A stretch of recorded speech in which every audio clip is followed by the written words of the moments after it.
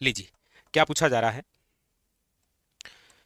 Question पूछा जा रहा है आपसे कि असुमेलित जोड़े को छांटिए, यानी कि इनमें से ऐसा कौन सा जोड़ा है जो कि आपके गलत है। एक तरफ आपके सामने वर्तमान नाम दे रखे हैं और इसके सामने ही उस स्थान का प्राचीन नाम है। आपको छांटना है कि कौन सा जोड़ा है जो कि गलत है। देखिए, गंगानगर और सामने दे रखा है योध्य। देखिए, आज वर्तमान के संदर्भ में यदि हम चर्चा करते हैं तो ये जो योध्य प्रदेश है, यह आज वर्तमान के अंदर राजस्थान के 3 जिलों का क्षेत्र हो गया है। एक तो है आपके श्री गंगानगर, एक है आपके हनुमानगढ़ और एक अब नवीनतम और जिला बन गया है जिसका नाम है अनूपगढ़। तो ये क्षेत्र कहलाता है योध्य प्रदेश, यानी कि गंगानगर योध्य प्रदेश। ये बात सही है, लेकिन याद रखिएगा कि इस गंगानगर का प्राचीन नाम रामनगर भी था, यह भी याद रखिएगा। रामनगर से पहले ये रामू जाट की ढाणी हुआ करता था। तो ये नाम कुछ इस प्रकार से चला है, रामू जाट की ढाणी से बना रामनगर, रामनगर की जगह से बना है ये गंगानगर। ठीक है। अच्छा, उसके बाद में है आपके सामने उदयपुर और सामने दे रखा है आपके सामने शिवी। आप कहेंगे ये भी सही है, क्योंकि शिवी जनपद की हम बात करते हैं तो शिवी जनपद का मतलब है मेवाड़। शिवी जनपद का मतलब क्या है, याद रखिएगा, मेवाड़। और मेवाड़ के अंदर आज कौन कौन से जिले आते हैं तो देखिए, चित्तौड़गढ़, उदयपुर, सलूम्बर, राजसमंद, भीलवाड़ा और यहां तक कि शाहपुरा। ये पूरा एरिया क्या है, मेवाड़। ठीक है, यानी कि ये भी सही है। सी नंबर पर दे रखा है जालोर और सामने दे रखा है स्वर्णगिरी। आप कहेंगे सर ये तो जालोर के सामने जो स्वर्णगिरी दे रखा है ये भी सही है। आप कहेंगे नहीं सर, वो तो स्वर्णगिरी है। तो देखिए, स्वर्णगिरी हो या स्वर्णगिरी, ये होगा एक ही, कौन सा, जालोर। जबकि याद रखिएगा, यदि ऐसा आए ना कि स्वर्ण नगरी कौन सी है तो फिर वो जैसलमेर। स्वर्ण नगरी कौन सी है तो फिर याद रखिएगा जैसलमेर। ठीक है। और डी आपके सामने क्या दे रखा है, याद रखिएगा, दे रखा है भरतपुर और सामने दे रखा है विराट। जबकि आप सब जानते हैं कि विराट जो नगर है ये मत्स्य जनपद की राजधानी है, और मत्स्य जनपद की जो राजधानी है विराट, ये बेराट है। और बेराट पहले जयपुर जिले का भाग हुआ करता था, लेकिन अब वर्तमान के अंदर ये कोटपुतली बहरोड का भाग है। ठीक है। तो यहां पर जो ऑप्शन हो जाएगा वो हो जाएगा आपके सामने, याद रखिएगा, डी इज इनकरेक्ट। ठीक है। हो सकता है ये प्रश्न पढ़ते ही आपके दिमाग में बहुत सारी बातें आई होगी, सर ये भी गलत है, ये भी गलत है, लेकिन ऑप्शन नंबर जो डी है वो आपके इसके अंदर क्या है, जोड़ा सही नहीं है।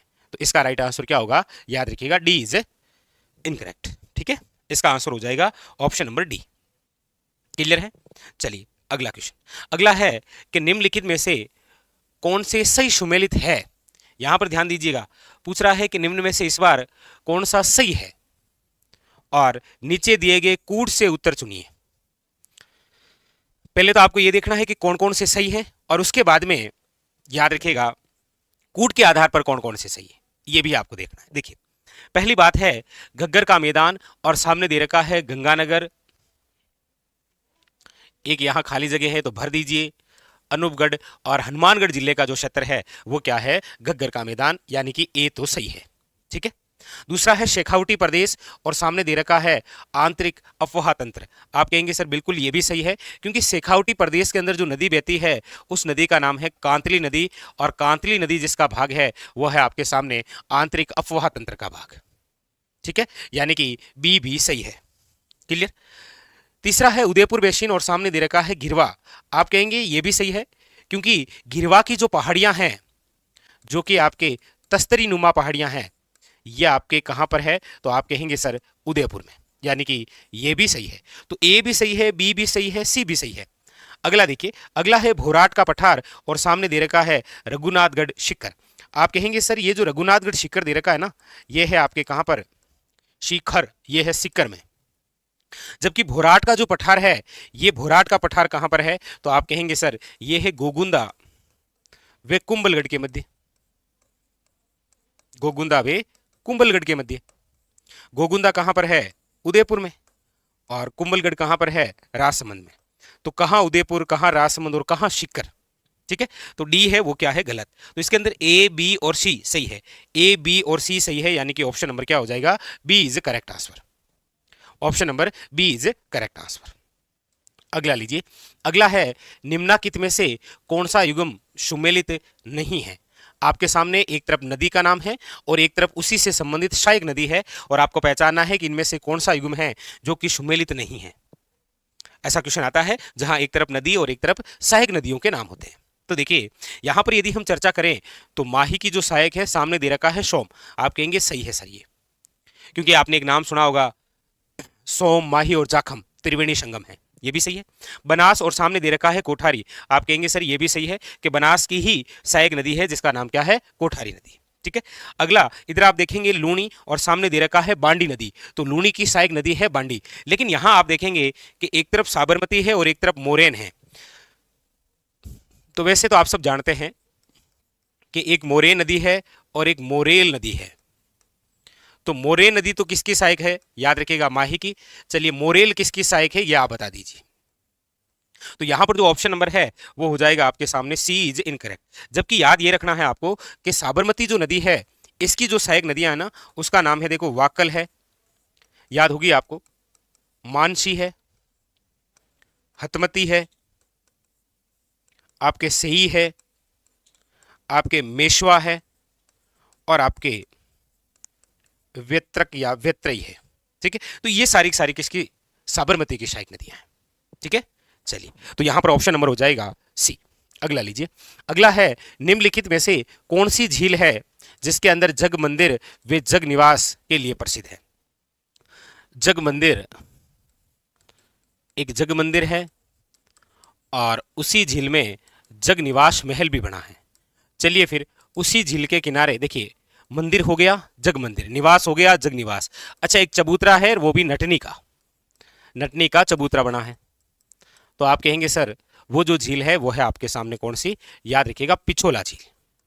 कौन सी है, पिछोला झील। और ये जो पिछोला झील है ये आपके कहां पर है, तो याद रखिएगा उदयपुर के अंदर। और इसी पिछोला झील के अंदर याद रखिएगा शिशारमा वे बुजड़ा नदियों का पानी आता है। सिसारमा वे बुजड़ा नदियों का पानी आता है। इसी पिछोला झील का जो निर्माण है वो पिंछू नामक चिड़ीमार बंजारे ने करवाया था, लेकिन किसके समय करवाया था, याद रखिएगा राणा लाखा के समय। ठीक है, तो यहां पर जो ऑप्शन नंबर है वो हो जाएगा आपके सामने बी इज करेक्ट आंसर। ठीक है, B is correct answer. Clear, हाँ बिल्कुल सही है। एक जो जग मंदिर है ना, याद रखना हमारे राजस्थान में एक जग मंदिर और है, और ये आपके किशोर सागर तालाब में है। कहां पर है, किशोर सागर तालाब। और ये जो किशोर सागर तालाब है ये आपके कहां पर है, याद रखिएगा कोटा में। कहां पर है, कोटा के अंदर। ठीक है, लीजिए अगला, अगला क्वेश्चन है कि राजस्थान के शुष्क वे अर्ध शुष्क क्षेत्रों में पालर पानी शब्द किसके लिए प्रयुक्त होता है, बताइए। पालर पानी जो है वो किसके लिए प्रयुक्त होता है, वेरी वेरी इंपॉर्टेंट, बताइएगा इसका आंसर क्या होगा, बताइए। पालर पानी शब्द किसके लिए प्रयुक्त होता है, नदी जल के लिए, भूमिगत जल के लिए, नहर जल के लिए, या वर्षा जल के लिए। देखिए जो नलकूप या जो पानी होता है उसे तो बोलते हैं भाकड़, भाकड़ पानी। लेकिन जो वर्षा जल होता है याद रखिएगा उसे कहा जाता है पालर। तो जो वर्षा का जल है उसे आप क्या बोलते हैं, याद रखिएगा पालर पानी। ठीक है, ऑप्शन नंबर है डी। अगला देखिए, अगला है पिंपलाद पेयजल परियोजना का संबंध किससे है, कौन सी है, पिंपलाद परियोजना। पिंपलाद परियोजना है, नाम आपके सामने है घाघरीन परियोजना है,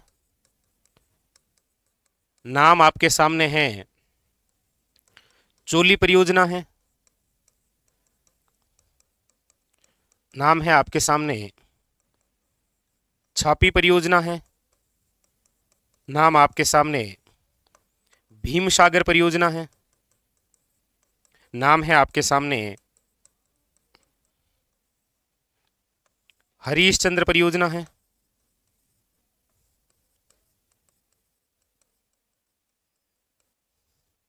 तो ये जो आपके सामने परियोजनाओं के नाम लिख रखे हैं, ये सारी की सारी, चाहे पीपलाद हो, चाहे आपके गागरीन हो, चाहे आपके चोली परियोजना हो, चाहे छापी परियोजना हो, चाहे भीम सागर आपके परियोजना हो, या हरीश चांद परियोजना हो, ये सारी की सारी जिस जिले से संबंधित है वो जिला है आपके कौन सा, याद रखिएगा झालावाड़। Very very important. कौन सा है, याद रखिएगा झालावाड़। काफी बार इस प्रकार के क्वेश्चन आते हैं एग्जाम में, जहां पर आपको ये इस प्रकार की 4-5 योजनाओं के नाम दिए जाते हैं और पूछा जाता है कि इनका संबंध किस जिले से है, तो याद रखिएगा झालावाड़ से। ठीक है, चलिए अगला क्वेश्चन। अगला है नए मूल की जलोढ़ मृदा नहीं पाई जाती है। प्रश्न को बड़े ध्यान से पढ़िएगा। प्रश्न ये कह रहा है कि नए मूल की जलोढ़ जो मृदा है वो कहां नहीं पाई जाती है। देखिए, नए मूल की, अच्छा, नए मूल की जो जलोढ़ मृदा है ये आपके नदियों से बनती है, नदियों से। और आप सब जानते हैं कि हमारे राजस्थान में जलोढ़ मृदा का जो भाग रहा है वो रहा है पूर्वी राजस्थान। लगभग यदि हम चर्चा करते हैं तो वो पूर्वी राजस्थान। अब यहां पर आपके सामने ऑप्शन है भरतपुर, कोटा, जयपुर और अलवर। आप कहेंगे सर भरतपुर, अलवर और जयपुर, इनके अंदर तो यही जलोढ़ मृदा है, लेकिन ये जो कोटा है ना, ये कोटा, इस कोटा के अंदर जो मिट्टी, जो मृदा है वो है आपके, याद रखिएगा, काली मृदा, काली मिट्टी। तो ऑप्शन नंबर जो है वो होगा आपके सामने B is a correct answer. ठीक है, याद रखिएगा, option number B is a correct answer. अगला देखिए, अगला है राजस्थान में माल्टा का उत्पादन किस जिले में प्रमुखता से होता है। माल्टा का उत्पादन, इसलिए आपको पूछा भी जाता है कि हमारे राजस्थान में किन्नू मंडी कहां है। अच्छा, किन्नू और माल्टा एक ही बात है, ठीक है, क्योंकि यहां पर शब्द दे दिया है माल्टा, तो पूछा यही जाता है कि माल्टा या फिर किन्नू मंडी हमारे राजस्थान के किस जिले में है। यहां पर ऑप्शन है आपके सामने बीकानेर, कोटा, गंगानगर या फिर झालावाड़। तो आप कहेंगे सर माल्टा, ये जो किन्नू मंडी है ये है आपके कहां पर, याद रखिएगा, श्री गंगानगर में। ठीक है, श्री गंगानगर। ठीक है, और इसके अलावा याद रखिएगा कि ये जो श्री गंगानगर है इसे ही कहा जाता है आपके राजस्थान का अन्नागार, या फिर इसे ही कहा जाता है, याद रखिएगा, अन्न भंडार। ठीक है, अन्न भंडार। तो यहां पर जो ऑप्शन नंबर है वो हो जाएगा आपके सामने, याद रखिएगा, गंगानगर, यानी कि ऑप्शन नंबर है सी इज करेक्ट आंसर। ठीक है, याद रखिएगा। हाँ, अब वर्तमान के संदर्भ में यदि हम चर्चा करें तो एक रेलगाड़ी है जिसका नाम है किन्नू रेलगाड़ी। अब ये जो किन्नू रेलगाड़ी है ये चलाई जाएगी जिस देश के लिए, वो देश है बांग्लादेश। ठीक है, चलिए अगला क्वेश्चन देखिए। अगला है आपके सामने सर्रा या तिबरसा रोग किससे संबंधित है।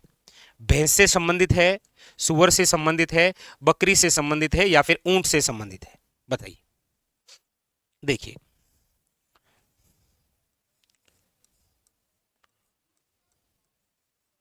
देखिए ऊंट की यदि मैं बात करूं तो देखिएगा, पहली बात, ऊंट से संबंधित याद रखिएगा,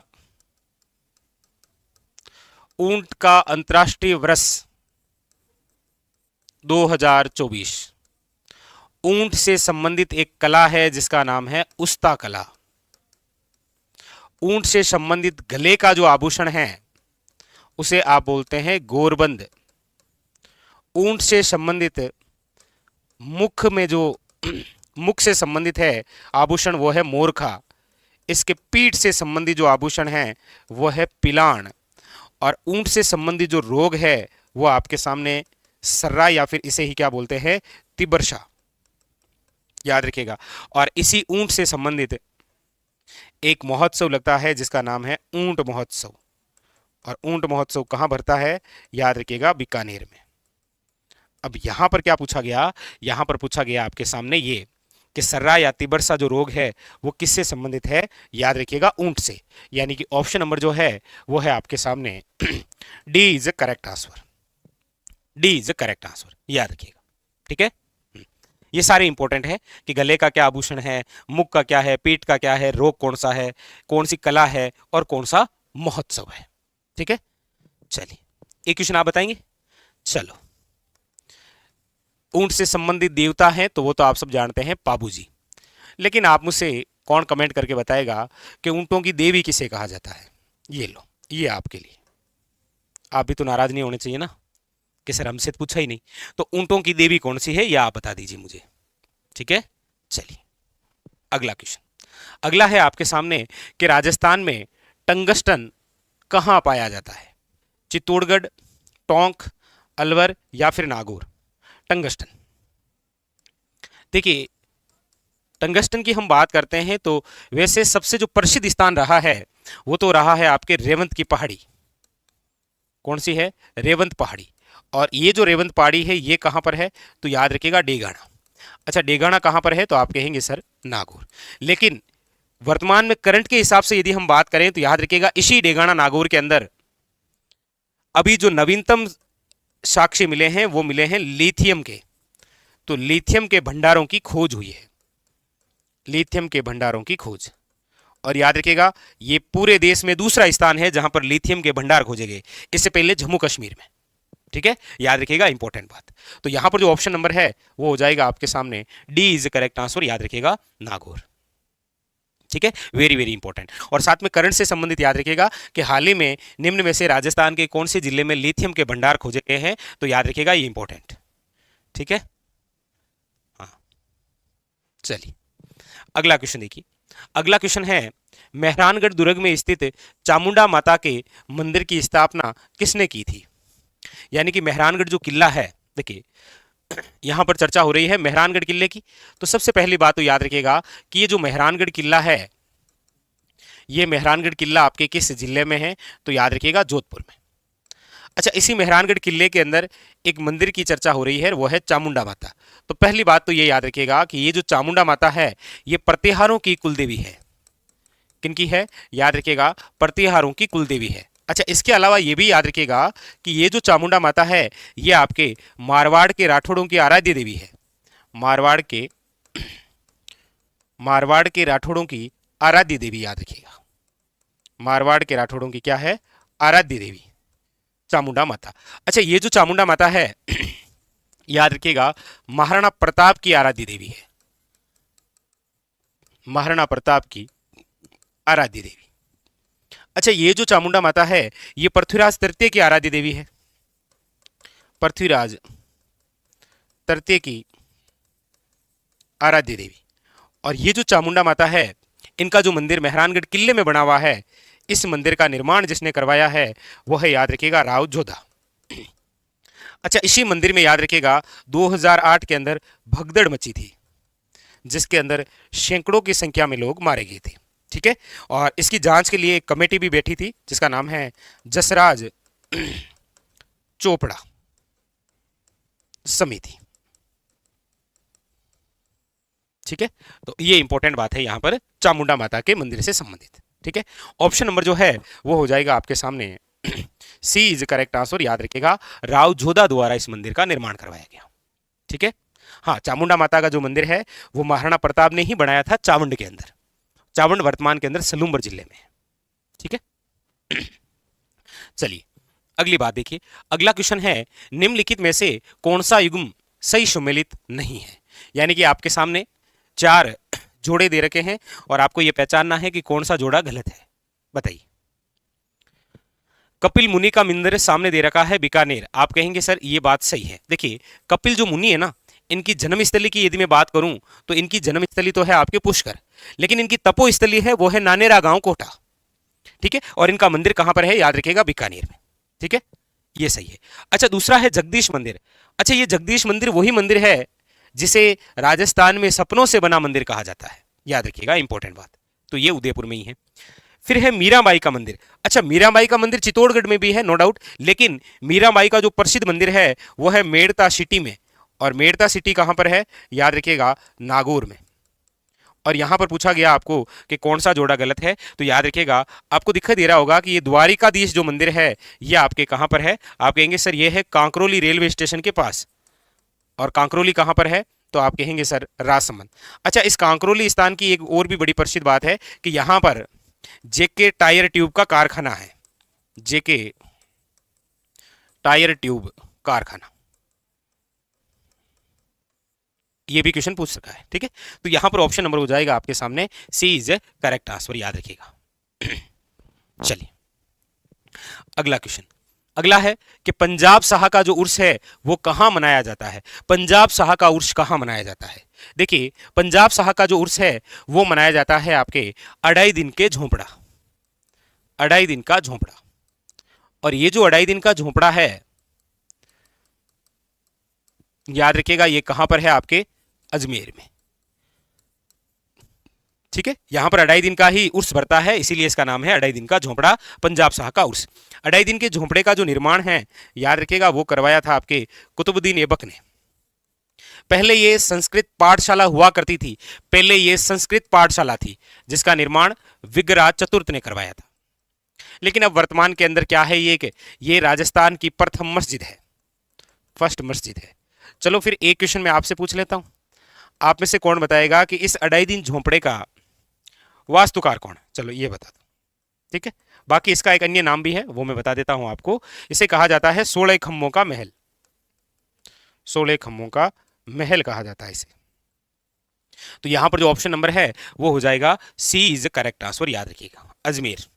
पंजाब शाह का उर्स कहां भरता है, अजमेर के अंदर, ठीक है ना। ना, एक से लेकर 6 रजब नहीं, ये 1 से लेकर 6 रजब की जो बात है वो ख्वाजा मोइनुद्दीन चिश्ती के दरगाह के उर्स की बात है, ठीक है।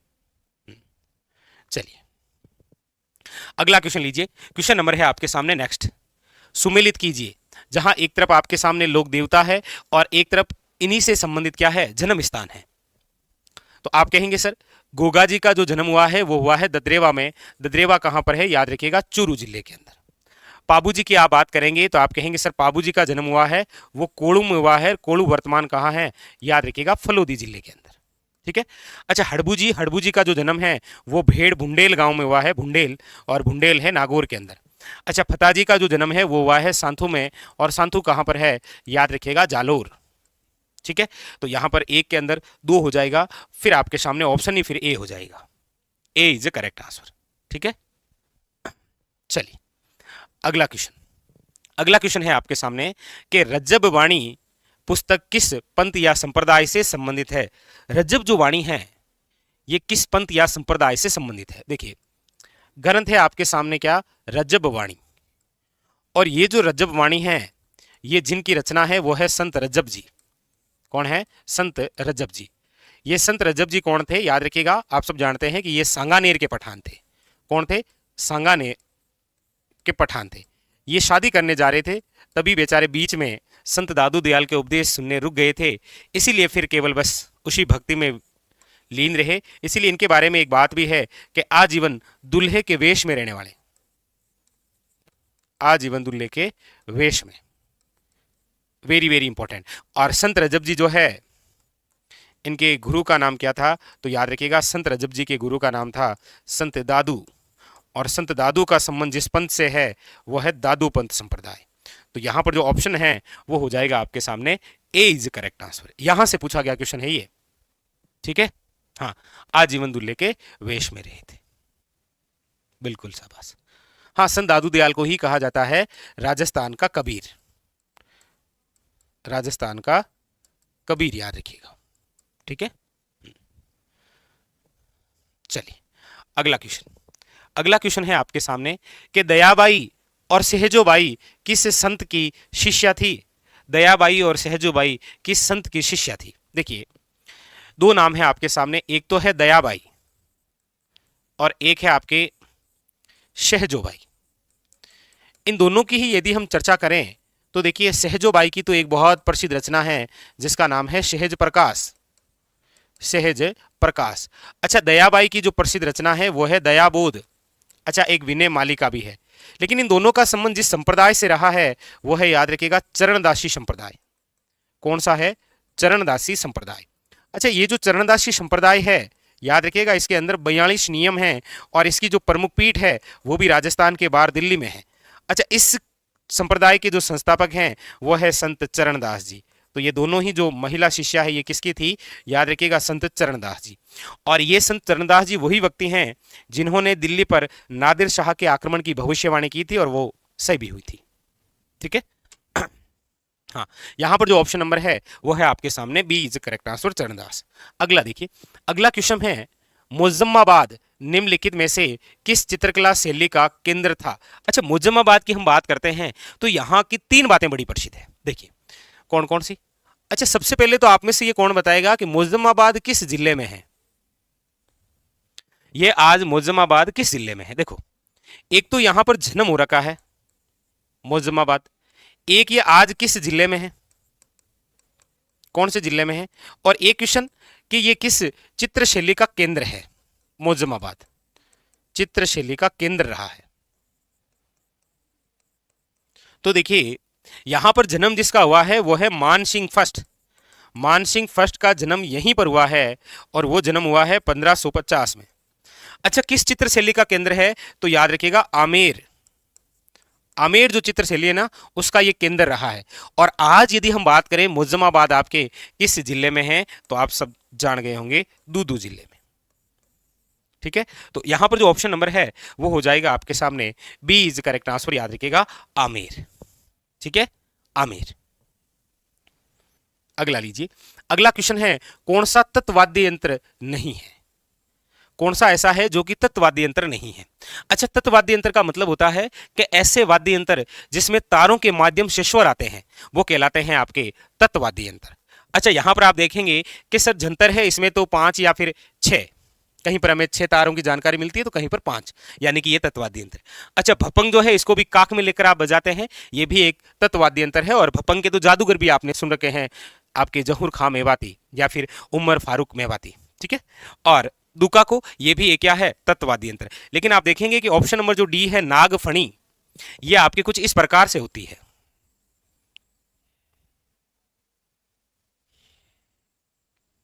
ये कुछ इस प्रकार से होती है, यानी कि नाग जैसी। और ये जो नागफणी है, याद रखिएगा, ये एक धार्मिक वाद्य यंत्र है। कैसा है? धार्मिक वाद्य यंत्र। आज वर्तमान के अंदर ये किसी धातु से बना देते हैं। ठीक है, हाँ, क्योंकि नागफणी जो है वो किस प्रकार का? बिल्कुल शाबाश, सुशीर वाद्य यंत्र है। कैसा है ये? सुशीर वाद्य यंत्र, याद रखिएगा। ठीक है, चलिए अगला लीजिए। अगला है, शिल्प ग्राम कहां स्थित है? हमारे राजस्थान में शिल्प, शिल्प का मतलब होता है कला। शिल्प ग्राम या कला ग्राम कहां कहां है? देखिए, एक तो है हवाला, एक तो है हवाला ग्राम, ठीक है, दूसरा है पालग्राम, एक है आपके सामने जवार कला केंद्र। और आपको बता दूं करंट के हिसाब से कि एक नवीनतम प्रस्तावित है, एक नवीनतम प्रस्तावित है। और ये जो प्रस्तावित है ये है, याद रखिएगा, मोलेला गांव। मोलेला गांव कहां पर है? नाथद्वारा तहसील, राजसमंद जिला। ठीक है, अच्छा, हवाला ग्राम आपके कहां पर है? आप कहेंगे सर उदयपुर में। अच्छा, पाल ग्राम कहां है? ये लूणी तहसील है, ये जोधपुर ग्रामीण का भाग है, जोधपुर ग्रामीण। और जवार कला केंद्र आपको पता ही है कहां है? जयपुर। ठीक है, तो यहां पर जो हो जाएगा कि शिल्प ग्राम कहां है, तो याद रखिएगा वो ऑप्शन हो जाएगा उदयपुर। ठीक है, ठीक है, यहां पर जयपुर से बिल्कुल कंफ्यूज नहीं होना है, फिर वो केंद्र पूछता आपको, केंद्र पूछता तो फिर कौन सा हो जाता? जवार कला केंद्र। ठीक है, चलिए अगला देखिए।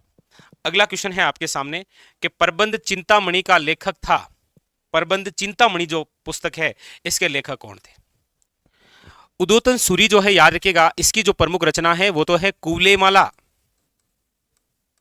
और कुवलेमाला वही ग्रंथ है जिसके अंदर 18 देशी भाषाओं का उल्लेख है। 18 आदेशी भाषा। नयन चंद्र सूरी इनकी प्रमुख रचना है, याद रखिएगा, हमीर महाकाव्य। हमीर महाकाव्य। और प्रबंध चिंतामणि के जो लेखक है वो है मेरुतुंग। चलिए फिर आप दलपत विजय की कोई रचना का नाम बता दीजिए, एक आप बता दीजिए।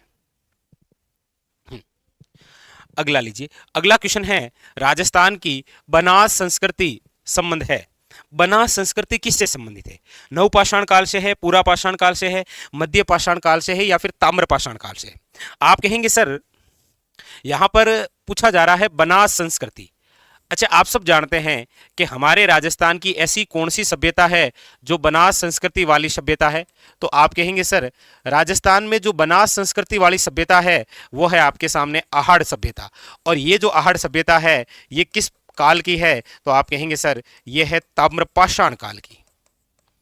ताम्रपाषाण काल की, यानी कि ऑप्शन नंबर जो है वो हो जाएगा आपके सामने, याद रखिएगा, डी इज करेक्ट आंसर। याद रखिएगा, D is correct answer. Very very important question है ये आपके आहड़ स्थल से, ठीक है, याद रखिएगा। लीजिए अगला, अगला है जैन विद्वान जो महाराणा कुंभा के दरबार में थे। कुंभा के दरबार में, कुंभा के दरबार में जैन विद्वान कौन थे? कुंभा के दरबार में वैसे देखिए मंडन था, नाता था, गोविंद था, सोम सुंदर था, और याद रखिएगा मोस्ट इंपॉर्टेंट जिन शेन शूरी भी था। और यही क्वेश्चन पूछा गया कि आपके कुंभा के दरबार में जैन विद्वान कौन था? Muni Jin Shen Suri. Very very important. Option number जो है वो हो जाएगा, हाँ, ए इज करेक्ट आंसर। लीजिए अगला, अगला है आगी बाण के संपादक कौन थे? आगी बाण, कौन सा शब्द है? आगी बाण। देखो आगी बाण जो है वो एक राजस्थानी भाषा का समाचार पत्र है, याद रखिएगा, इसका नाम से लग रहा है ना, ये आगी बाण, राजस्थानी भाषा का समाचार पत्र।